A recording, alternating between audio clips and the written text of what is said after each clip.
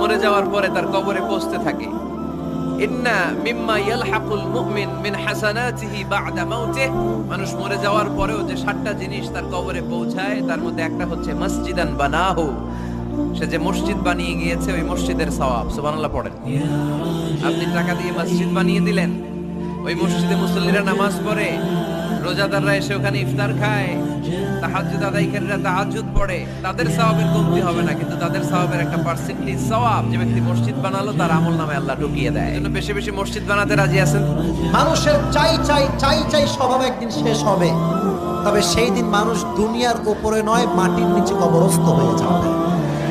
এটা আল্লাহ তাআলা বলছেন, হাত্তা যুরতুমুল মাকাবির, কবর দেওয়ার পরে তোমার চাহিদার কোনো আর কমতি থাকবে না, তুমি চাইলেও আর চাইতে পারবা না, কারণ সেই দিন সব চাহিদা অবসান ঘটে যাবে। ঠিক কিনা বলেন?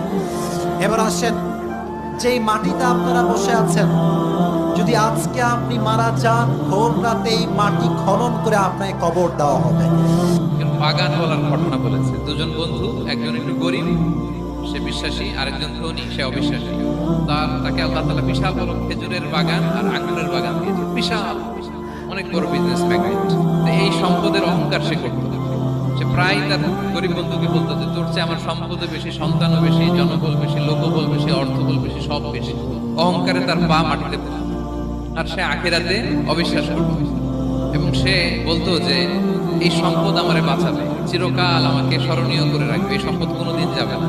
অনেক বড় বড় ধনীরা আছে, তারা এরকম মনে করে যে আমি এত বড় সিআইপি, আমি এত বড় বিজনেস ম্যাগনেট, এই দিন বোধহয় আর চেঞ্জ হতে পারে না, আমার আজীবনই বোধহয় এত পাওয়ার থাকবে, এত সম্পদ থাকবে। এটা ভুল ধারণা। এটা কি? এই যে তুরস্কে দুর্ভিক্ষ হইল না, আপনারা দেখছেন না যে অনেক সম্পদের মালিক বাড়ি ঘর ভেঙে রাস্তার ফকির,